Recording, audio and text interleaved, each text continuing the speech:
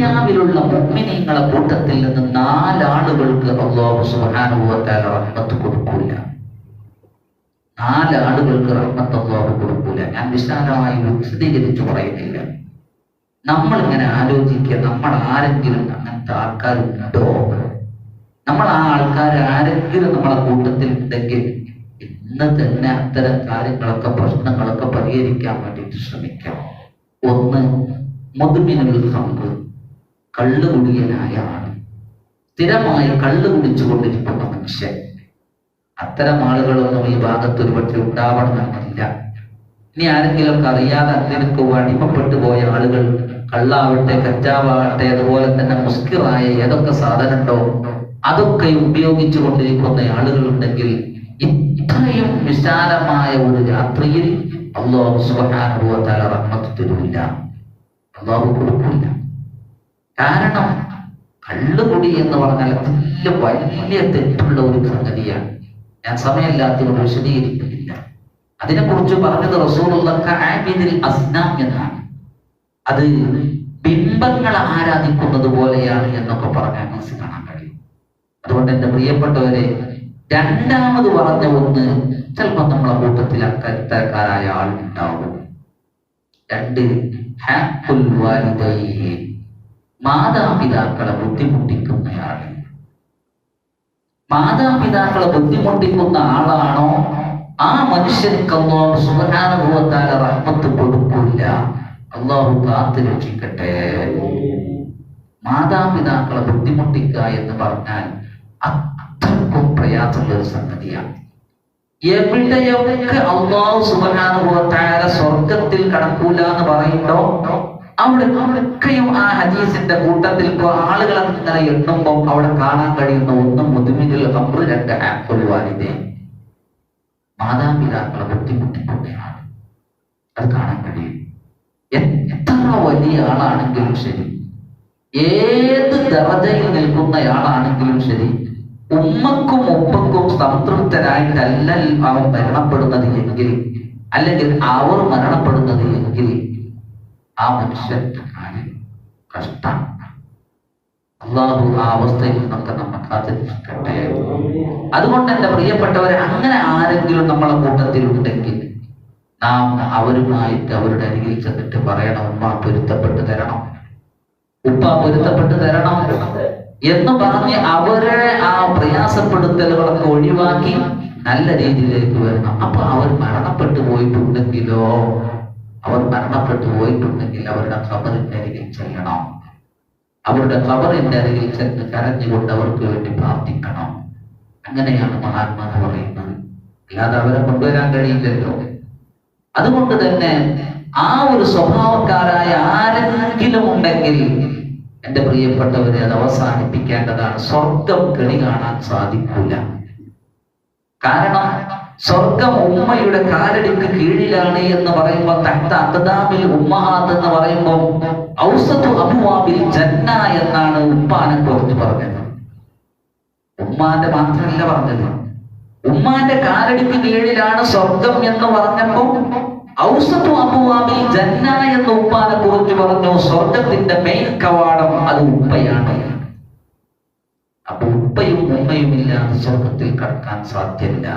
അതുകൊണ്ടാണ് പഴയ ആളുകളുടെയൊക്കെ ചരിത്രം എടുത്ത് നോക്കുമ്പോൾ എന്ന് പറഞ്ഞ സഹാബികളുടെ കൂട്ടത്തിൽപ്പെട്ട ഒരു സഹാബിയുടെ കഥയൊക്കെ നിങ്ങൾക്കറിയാം. ഞാൻ കഥയിലേക്കൊന്നും പ്രവേശിക്കുന്നില്ല, സമയം അതിന് പറ്റിയതല്ല. ആ ഉമ്മയെ കൊണ്ടുവന്നിട്ട് റസൂലുള്ളാഹിന്റെ മുമ്പിൽ കൊണ്ടുവരുമ്പോ ആ ഉമ്മ ആദ്യം പറഞ്ഞൊരു വാക്കുണ്ട്. ആ ഉമ്മ പറഞ്ഞത്, ഞാൻ പൊരുത്തപ്പെട്ട് കൊടുക്കൂല എന്നാണ്. പൊരുത്തപ്പെട്ട് കൊടുക്കൂല എന്ന് പറഞ്ഞപ്പോ റസൂലുള്ളാഹി പറഞ്ഞൊരു വാക്കുണ്ട്, എന്നാൽ വിറക് കൊണ്ടുവരി, നമുക്ക് അയാളെ കരിച്ച് കളയണം. അപ്പോൾ ആ ഉമ്മ പറഞ്ഞത്, എന്റെ ഉമ്മാനെ കരിക്കാൻ അത് സമ്മതിക്കൂല നബിയെ, ഞാൻ പൊരുത്തപ്പെട്ട് കൊടുത്തോളാം. എന്താ കാരണം? കാരണം തന്റെ ഭാര്യയെക്കാളും ഉമ്മയെക്കാളും ഭാര്യക്ക് സ്ഥാനം കൊടുത്തു എന്നുള്ളതാണ്. ഭാര്യക്ക് സ്ഥാനം കൊടുത്തു ഉമ്മയെക്കാളും. അതാണ് മെയിൻ പ്രശ്നം ഉണ്ടായത്. അതുകൊണ്ട് ആ രണ്ടാമത്തെ വിഭാഗം അവരാണ്. മൂന്നാമത്തെ വിഭാഗം അവർ കുടുംബബന്ധം മുറിക്കുന്ന ആളുകളാണ്. അവരും ചിലപ്പോൾ സമൂഹത്തിൽ ഉണ്ടാകാൻ സാധ്യതയുണ്ട്. കുടുംബബന്ധം മുറിച്ച് നടക്കുന്ന ആളുകൾ, അഥവാ ജ്യേഷ്ഠന്മാർ മിണ്ടാത്തവർ, മാതാപിതാക്കളോട് മിണ്ടാത്തവർ, അനിയന്മാരോട് മിണ്ടാത്തവർ, അതുപോലെ തന്നെ ആങ്ങളെയും പെങ്ങളും തമ്മിൽ പ്രശ്നം, എളാപ്പ മൂത്താപ്പമാർ തമ്മിൽ പ്രശ്നം, അങ്ങനെ പരസ്പരം പ്രശ്നങ്ങളായി പരസ്പരം മിണ്ടാതെ നടന്ന് കുടുംബബന്ധം മുറിച്ച് നടക്കുന്നയാൾ, ആ മുറിക്കുന്ന ആൾ, അവൻ ആ ദിവസത്തിൽ അല്ലാഹു സുബ്ഹാനഹു വ തആല റഹ്മത്ത് കൊടുക്കൂല. അല്ലാഹു സുബ്ഹാനഹു വ തആല കാത്തുരക്ഷിക്കട്ടെ. അങ്ങനെ ആരെങ്കിലും നമ്മളെ സ്വഭാവത്തിൽ, നമ്മളെ പരിചയത്തിലോ മറ്റോ ഉണ്ടെങ്കിൽ അവർക്കൊക്കെ നിങ്ങൾ ഇത് പറഞ്ഞു കൊടുക്കണം. അവർക്കൊക്കെ പറഞ്ഞു കൊടുക്കണം. കാരണം എന്തുകൊണ്ട്? കുടുംബബന്ധം മുറിക്കുന്നയാൾ സ്വർഗത്തിൽ വരില്ല. എന്തെല്ലാം കാര്യവുമായിട്ട്, എത്രയും വലിയ വലിയ ഇബാദത്തിന്റെ ഘട്ടുമായിട്ട് വന്നാലും സിറാത്ത് പാലമങ്ങ് വിട്ടുകിടക്കുന്ന സമയം, അല്ലെങ്കിൽ സിറാത്ത് പാലത്തിലേക്ക് കാലെടുത്ത് വെക്കുന്ന സമയത്ത് ഒരാൾ എഴുന്നേറ്റ് നിൽക്കും. എന്നിട്ട് അല്ലാഹുവിനോട് പറയും, പടച്ചവനെ, ആ മനുഷ്യനെ സിറാത്ത് പാലം കടത്താൻ ഞാൻ അനുവദിക്കുകയില്ല. അല്ലാഹു ചോദിക്കും, എന്താണ് പ്രശ്നം, എന്താണ് കാരണം? അപ്പം പറയും, ആ മനുഷ്യൻ എന്നെ ചേർക്കാത്തവനാണ്.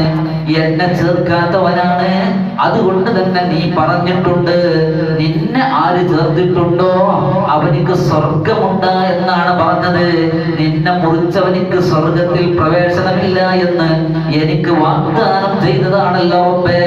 അതുകൊണ്ട് ആ മനുഷ്യനെ സ്വർഗത്തിൽ കടത്താൻ ഞാൻ അനുവദിക്കുകയില്ല എന്ന് പറഞ്ഞ് അവിടെ ഒരാൾ എഴുന്നേറ്റ് നിൽക്കും. ആ നിൽക്കുന്നത് ആരാണെന്നറിയോ? അത് അവന്റെ കുടുംബമാണെന്ന് മുഹമ്മദ് റസൂലുള്ളാഹി സ്വല്ലല്ലാഹു അലൈഹി വസല്ലം. അവസാനം സ്വർഗത്തിൽ പോകാൻ വേണ്ടിയിട്ട് എല്ലാ ടിക്കറ്റും റെഡിയാക്കിയിട്ട് അവസാനം പാലാട് കടക്കുമ്പോൾ അവിടെ പിടിക്കുക. കുടുംബബന്ധത്തിൽ ആരെങ്കിലും പ്രശ്നക്കാരോ പ്രയാസക്കാരോ ഉണ്ടെങ്കിൽ അത് നമ്മൾ മാറ്റിയെടുക്കണം. ഈ ദിവസത്തൊക്കെ അതിനൊന്നും തോന പണിയൊന്നുമില്ല.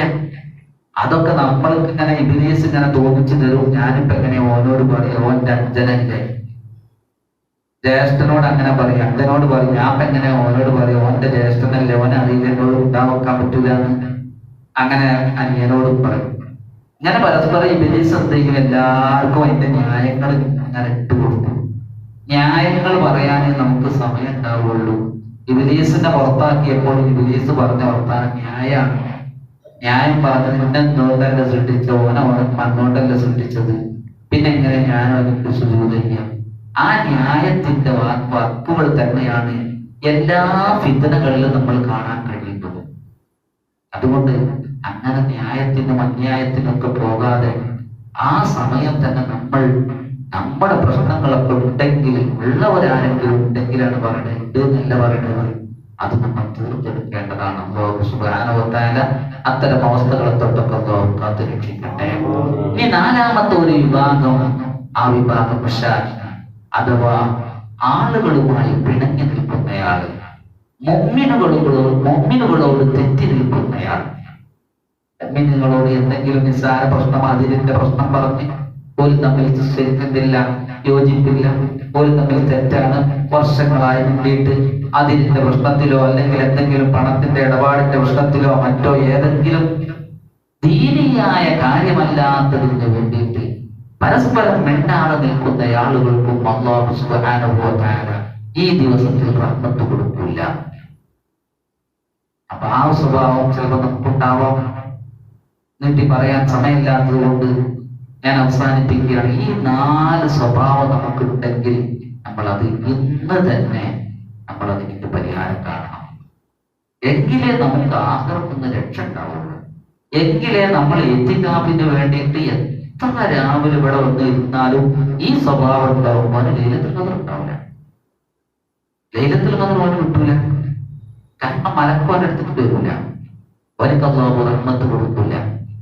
അതുകൊണ്ട് എന്റെ പ്രിയപ്പെട്ടവരെ, നല്ലവരായി ജീവിക്കാനുണ്ടോ നമുക്ക് മാത്രം പറഞ്ഞ് അല്ലാഹു നമ്മുടെയൊക്കെ സ്വഭാവങ്ങളൊക്കെ നന്നാക്കി നല്ല രീതിയിൽ ജീവിച്ച് നല്ല രീതിയിൽ പഠിക്കാനുണ്ടോ സുബ്ഹാനഹു വ തആല നമുക്കും നമ്മുടെ മാതാപിതാക്കൾ, ഉസ്താദുമാർ, നാമുമായി ബന്ധമുള്ള എല്ലാവരും